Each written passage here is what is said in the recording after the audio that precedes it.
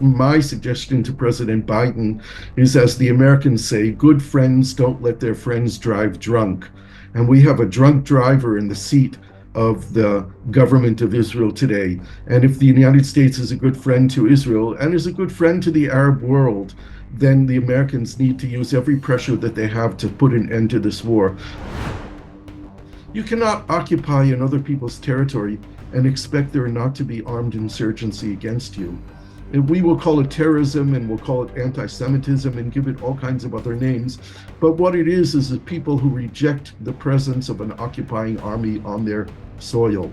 That's what it comes down to. Occupation will never grant Israel peace. Only peace will grant us security.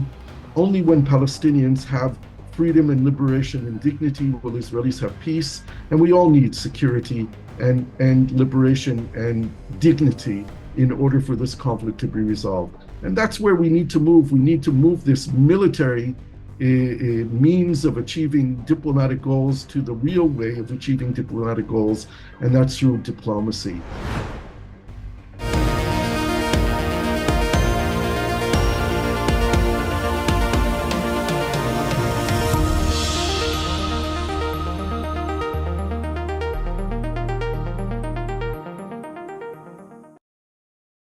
Hello and welcome to a special interview for The Wire. What are the prospects of President Biden's peace deal between Hamas and Israel? Are Prime Minister Netanyahu's conditions in fact deal breakers? And is there an alternative peace deal which Hamas is said to be willing to accept, but Israel is reluctant to pursue? Those are the key issues I shall raise today with the Middle East director of the International Communities Organization and the negotiator who secured the release of Gilad Schalit in 2011, Gershon Baskin. Dr. Baskin, let me start with a few general questions, which will in a sense also set the scene for an Indian audience before I talk to you specifically about your own proposed peace deal and where it stands. First, there's what's called the Biden peace deal. That's been around for a couple of months. Frequent and repeated talks have been held in Doha and Cairo between Egypt, Qatar, America, Israel, and occasionally even Hamas itself. My question is simple. Where does this deal stand? And can it succeed, or is that very unlikely? Thank you for hosting me. I first want to start by just mentioning we're not talking about a peace deal. These are not peace negotiations. The end result of any negotiations at the present time will not lead to peace.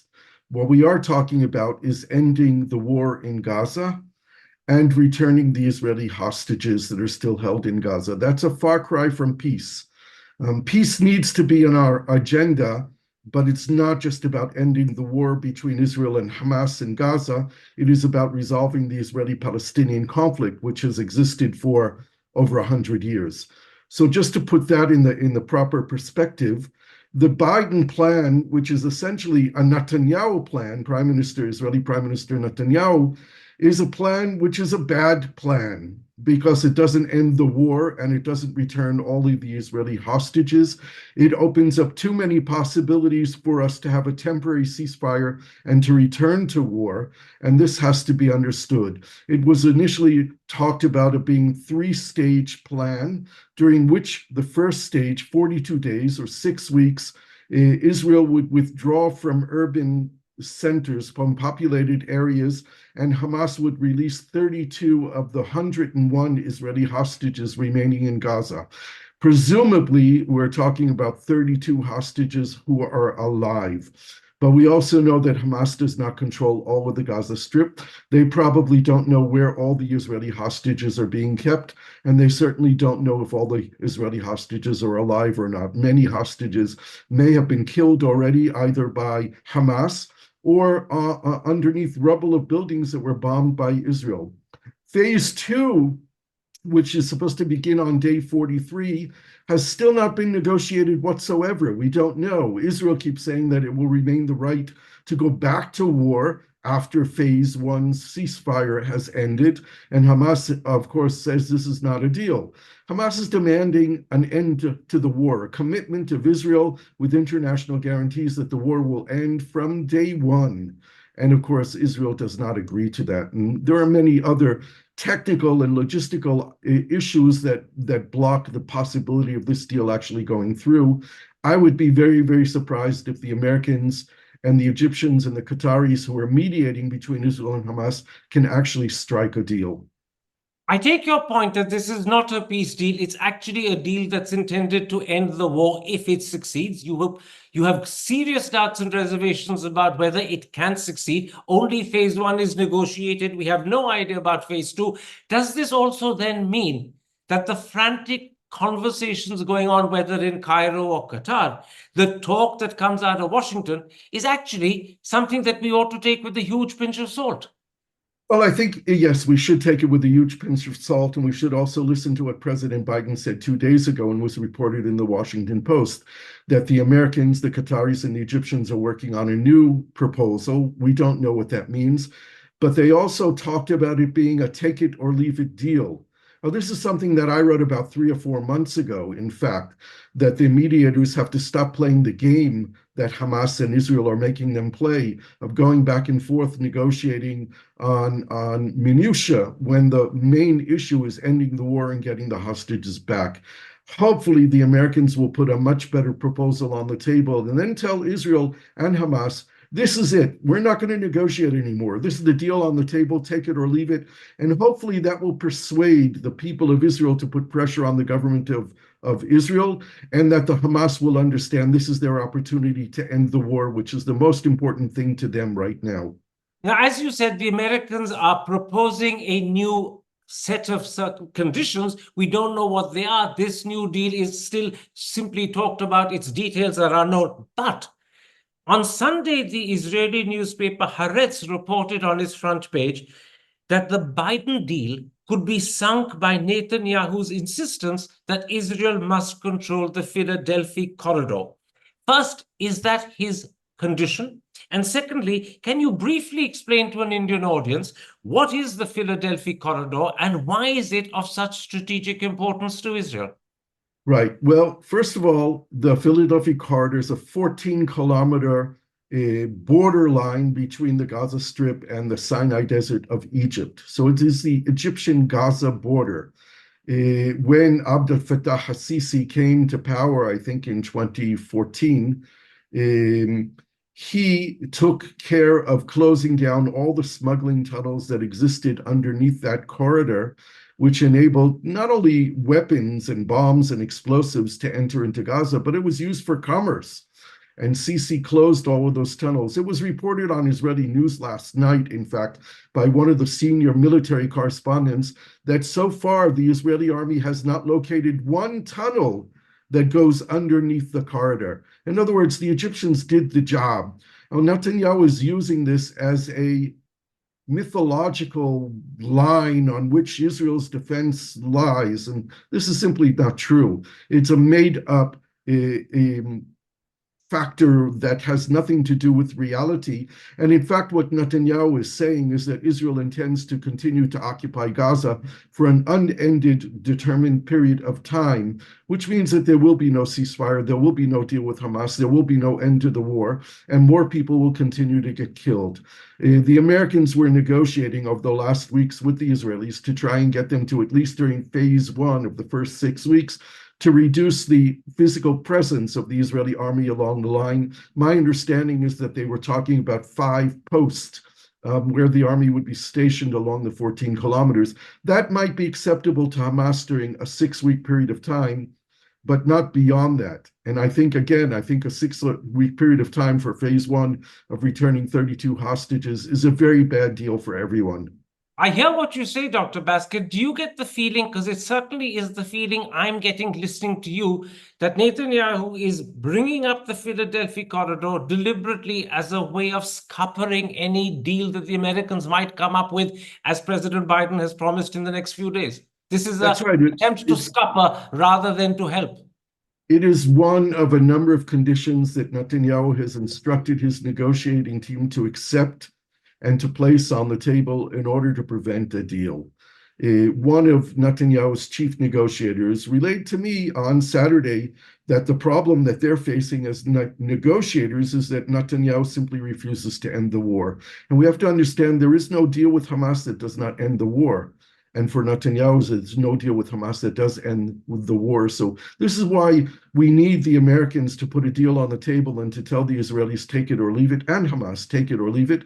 And then the United States needs to use its overwhelming amount of diplomatic leverage that it has over Israel to get this deal done, because the Americans can persuade the Israelis. The United States provides Israel with an enormous amount of support, both financial support, military support, intelligence support, and political support in every international arena that exists. The Americans have provided the Israelis with a veto. And the Americans have this leverage that they're going to need to use in order to get this war to end. Do you see any chance of America using that leverage? Neither Biden nor even Kamala Harris actually suggest that they will use that pressure on Israel to force Netanyahu's hand. Well, we are in a different situation right now with President Biden not being a candidate. He's much more of a freer agent to actually use American power to persuade the Israelis to make the right decision. Whether he will or not, I don't know. He has a long, historic, close relationship with Israel. He considers himself a Zionist and a supporter of Israel. But my suggestion to President Biden is, as the Americans say, good friends don't let their friends drive drunk. And we have a drunk driver in the seat of the government of Israel today. And if the United States is a good friend to Israel and is a good friend to the Arab world, then the Americans need to use every pressure that they have to put an end to this war. Look, we're talking about between 40 and 50,000 Palestinians who are dead in Gaza. The overwhelming majority of them are non-combatants, innocent people. We have tens of thousands of orphans in Gaza. We have disease spreading. Polio has come back to Gaza now. Other diseases, because there's no sanitation, there's no fresh water, there's a limit on food that's available. 2 million people are homeless in Gaza. Just from that humanitarian point of view, the United States needs to help to put an end to this war. And we in Israel have to recognize that when this war is over, we still have 7 million Palestinians who are living in the land between the Jordan River and the Mediterranean Sea, just as the Palestinians need to recognize that 7 million Israeli Jews are living here as well. This has to be the last war. We can't keep doing this. Before we come to your own peace deal, talk briefly about the hostages, which I imagine is the principal concern from Israel's point of view. What do we know of their condition? And how many do you believe are alive today? The figure that's tossed around in the media at the moment is 101, but are all 101 alive? No, 101 hostages are not alive. Israel has documented or has said that 36 of the 101 are dead. Some of them, they claim, were killed on October 7th and their bodies were taken. I don't know how much validity there is to that claim. It doesn't really matter. The number of dead hostages is probably significantly higher than 36. We have no way of knowing. It is important for Israeli society that living hostages and dead hostages be returned to Israel for proper burial, so that their families have a way of having closure and having a grave to visit and to mourn on. This is very important to Israeli society. And as you know, Israel has had an ethos for 76 years that we don't leave anyone behind, that Israel has demonstrated its willingness to pay very high prices to get hostages and prisoners returned to Israel after periods of war or between periods of war when they've been abducted. This is a fundamental value within Israeli society. And if the hostages are sacrificed by Prime Minister Netanyahu and his government, it will take a very long time for Israel to heal as a society. It is really crucial that we get them home. But you're also saying that the number of hostages that are believed to be alive could be either around 60 or just below 60, not 101. That's right. We don't know, and we won't know until they are returned. Now, Prime Minister Netanyahu has repeatedly given the impression that Israeli military pressure can defeat Hamas and therefore also secure the release of the hostages. Is he right on that assumption, or could that pressure actually lead to the killing of hostages, not their rescue? 100% the military pressure has killed hostages and is killing hostages. I think the message of this past weekend, where 6 living hostages were executed by Hamas, is the thing that we need to understand more than anything else. In fact, the Israeli army is recommending to the government that they cease their military actions trying to locate hostages, because Hamas notified, it issued a declaration saying that their instructions now to their fighting forces who are holding hostages is that when Israeli soldiers are approaching or nearing by places where hostages are being kept, those hostages should be executed. So if we want to save the hostages, we have to understand that the military pressure is going to kill them. And that's that has been what's happening since the beginning of the war. 8 Israeli hostages were rescued alive in military operations in 11 months. That's not a very good record. There is also a view in Israel that if the IDF can kill Yahya Sinwar, the present leader of the Hamas, that would almost immediately lead to the hostages being released. How do you respond to that view? Is it mistaken, or does it have a core of truth?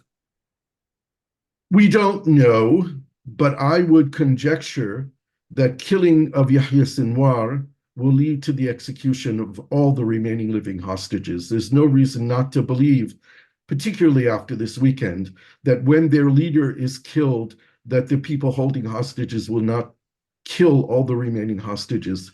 It is a huge gamble to make on the lives of those hostages, thinking that simply by killing the Hamas leader, hostages are going to be freed. I think it's much more likely to assume that they will be killed. Against that background, Dr. Baskin, let's now come to the deal that you've discussed, I believe, for 2, maybe even 3 weeks with Hamas, and which you say they've agreed to. Can I begin by asking you, what are the terms and conditions of this deal? And what I did is I asked one of the Hamas leaders, who's also one of the negotiators, if Hamas would agree to a deal that during the course of 3 weeks, all the Israeli hostages, living and dead, would be returned to Israel. In exchange, Israel would end the war. It would withdraw from Gaza. There would be a release of Palestinian prisoners based on an agreed number and an agreed list of prisoners to be released, and humanitarian aid would be stepped up into Gaza. That's the deal that I think can be done. I've spoken to Israeli military personnel who said that certainly within 3 weeks, Israel could withdraw entirely from Gaza and redeploy on the border between Israel and Gaza. This can be done. Hamas has said that they agree to this. Now, I asked Hamas to issue a declaration saying they would agree to this. They will not do that, unfortunately. I think this is against their own interest, but this is the way they act. They said that they would not go to the Egyptian and Qatari brothers who had been working on a deal for 3 months and say, hey, stop what you're doing, we have another deal.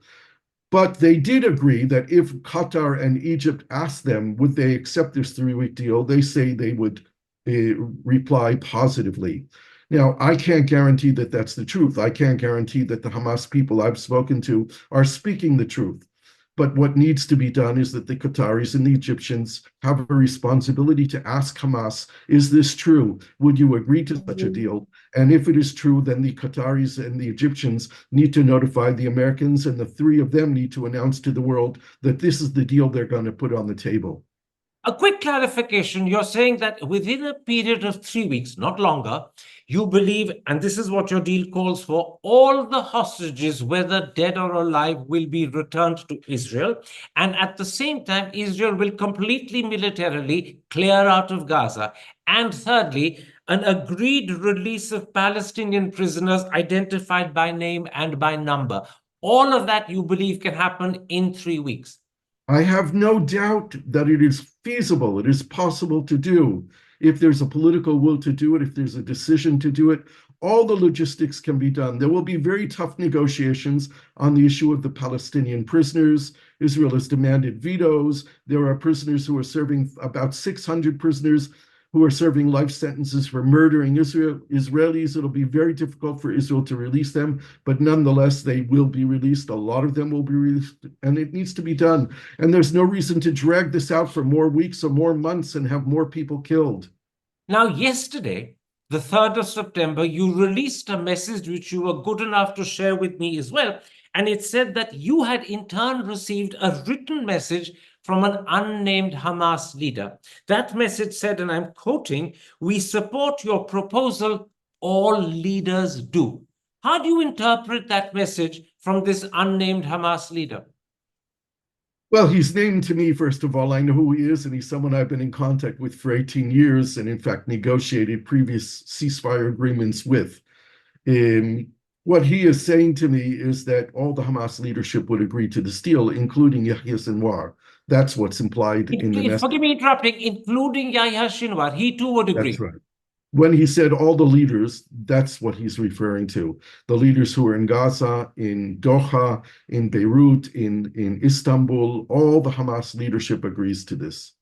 So the entire Hamas leadership, without exception, is behind and supportive of your deal. Well, the way that they work is that there might be differences and there might be arguments, but when a decision is made, it is supported by everyone, including the opposition. That's what we know about how Hamas works. Now, that's usually made in a declaration. Since the beginning of the war, the declaration has come out of Beirut by Osama Hamdan, the Hamas leader in Beirut. There has not been such an announcement by Osama Hamdan or any other Hamas leader with regard to this deal.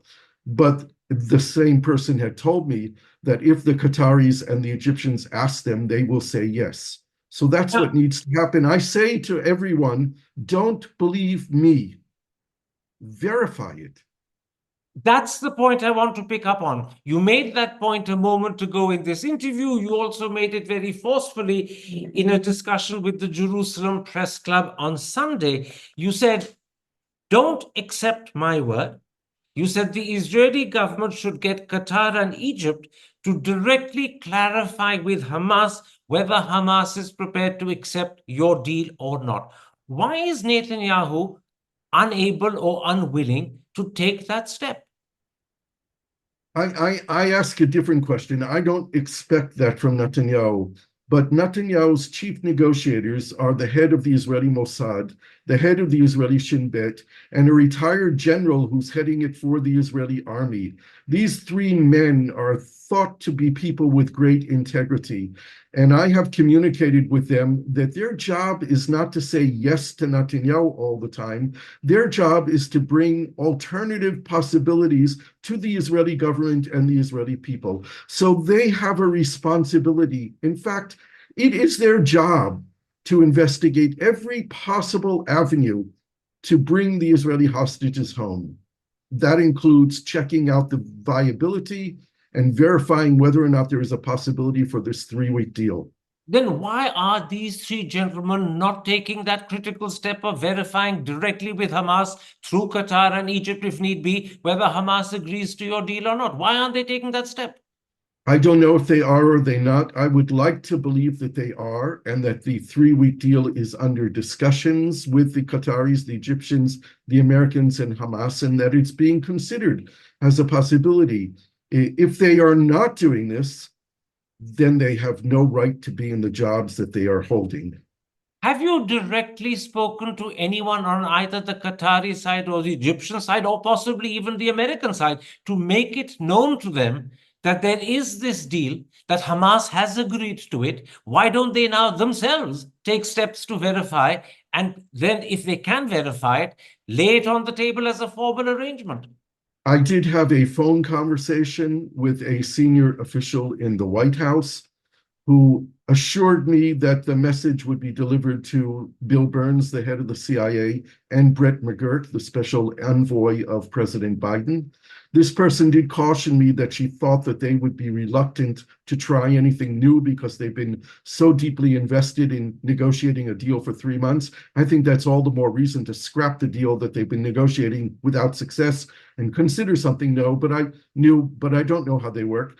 It has been communicated to an Egyptian intelligence officer who I requested, and he said that he would transmit this message to the Minister of Intelligence, Mr. Abbas Kamel, who's in charge of the Egyptian negotiations. I transmitted it to an envoy of the Prime Minister of Qatar, with the hope that he would transmit it to the Prime Minister of Qatar. I did not receive a response from him, so I don't know if it has been transmitted. It has been written about in the press and spoken about in the media for the last days.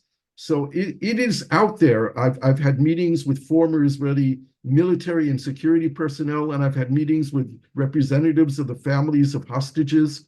I decided to go public on this, which is something that I don't usually do when I'm working secret back channels. But I thought this is so important and the time is so urgent that it needs to be out there and pressure needs to be put on all the parties dealing with these negotiations. So you went public because you wanted the world to know, and I suppose you wanted the people of Israel in particular to know that there is a deal, that it is a deal that is viable. The only question is, will the government respond to it? Right. So far, what I've said to the people of Israel and the Israeli media is that we need our representatives to test the verification, to verify the existence of this deal. I can't say that such a deal really exists until it's verified through the official channels. I'm not a representative of Hamas or their spokesperson, and I'm not a representative of the government of Israel. But there is something that might be real on the table, and it has to be verified. And this is what I've been calling for the Israeli public to pressure the Israeli government to do, to verify, to simply check. And if I'm wrong, and if Hamas lied to me, and this could be the truth, then we have to know this as well. But until Hamas says, no, we will not accept this, there is a possibility that they will. And this is a moment when every possibility must be seriously explored. Exactly. The clock is ticking, and the time on the lives of these hostages is running out.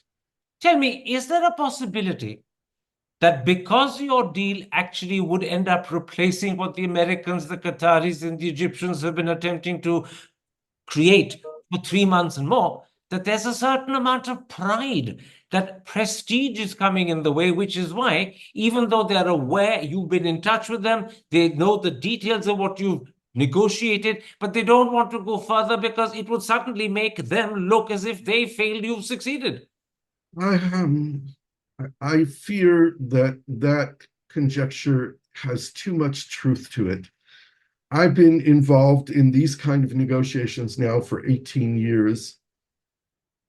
And you cannot imagine the kindergarten-like behavior of some of the people who are involved in these negotiations at times, of talking about things that are completely irrelevant to the substance of saving people's lives in the names of protecting honor and dignity and insults. And the games that they play are beyond imagination. Hi, I'm Karan Thapar. Over the last few years, I hope you've been watching my program, The Interview on the Wire. During that period, I've interviewed doctors, politicians, businessmen, scientists, authors, and even the occasional Nobel laureate. For me, it's been exciting. I hope it's been enjoyable for you. But these, as you know, are tough times, and if this program is going to remain bold, independent, and sometimes even defiant, then I think we need your support. At the end of the day, it's a truism, but editorial independence is best defended by the viewers. So if you would like this program to remain the way it is, forthright, outspoken, and interesting, then would you consider supporting us? All you have to do is to click on the description at the bottom. But more than anything else, I hope you will continue to watch The Interview. Your viewership means an awful lot to me.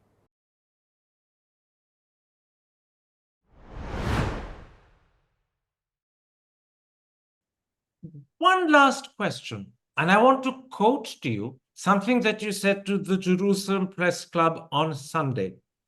The longer Israel stays in Gaza, the more organized insurgency there will be, and the more hostages will be killed.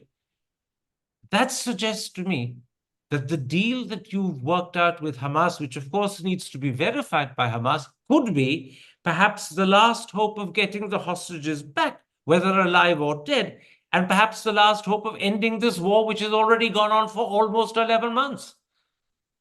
Yeah, I stand by what I said. I mean, this war will eventually end. No war goes on forever, and Israel cannot sustain a war, even for as long as we've been doing this. There's such damage to the Israeli society, the Israeli economy. the Israeli mood. Young people are searching for new futures outside of this country. The best of our young people are looking to relocate outside. This is too dangerous for ensuring that Israel is the kind of country that we believe it needs to be, and it can be.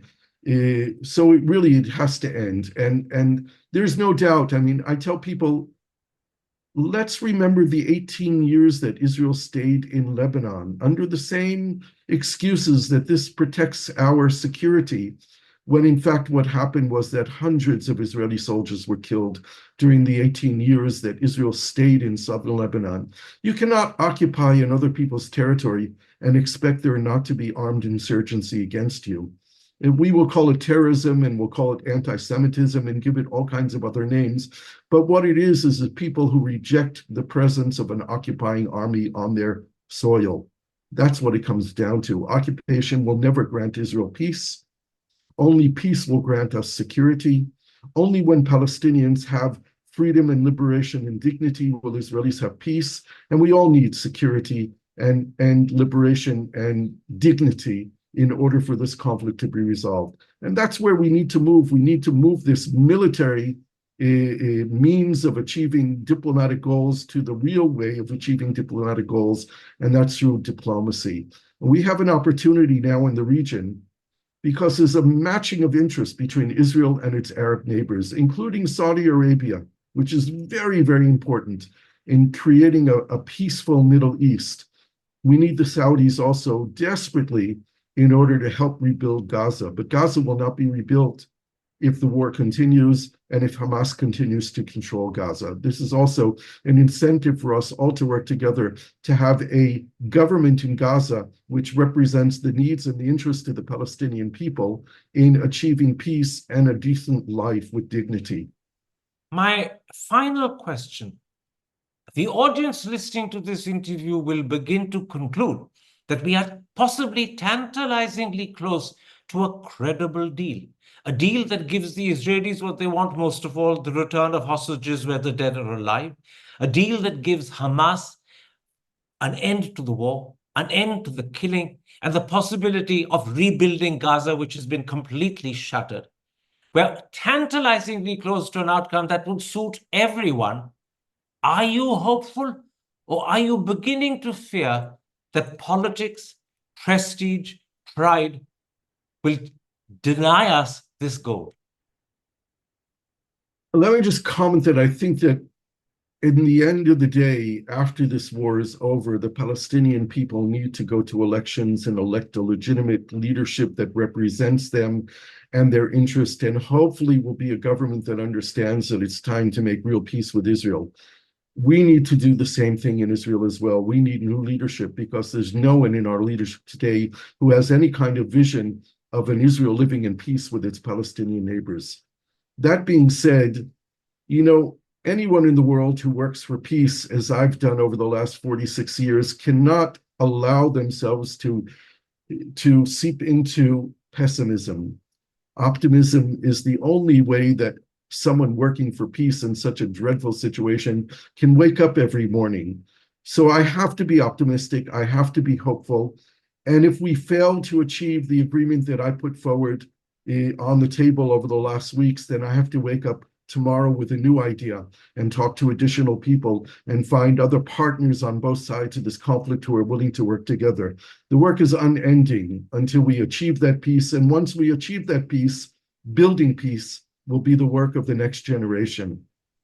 Dr. Baskin, thank you very much for explaining the deal that you believe you've reached with Hamas, which does, of course, need official verification by Hamas, for giving us the details and suggesting to the audience that there is a credible deal that could give both sides what they mainly want, provided politicians are prepared to take the necessary steps. That's the big question mark that remains hanging in the air. I thank you for the time you've given me. Take care, stay safe, and good luck. Thank you very much. Hi, I'm Karan Thapar. Over the last few years, I hope you've been watching my program, The Interview on the Wire. During that period, I've interviewed doctors, politicians, businessmen, scientists, authors, and even the occasional Nobel laureate. For me, it's been exciting. I hope it's been enjoyable for you. But these, as you know, are tough times, and if this program is going to remain bold, independent, and sometimes even defiant, then I think we need your support. At the end of the day, it's a truism, but editorial independence is best defended by the viewers. So if you would like this program to remain the way it is, forthright, outspoken, and interesting, then would you consider supporting us? All you have to do is to click on the description at the bottom. But more than anything else, I hope you will continue to watch the interview. Your viewership means an awful lot to me.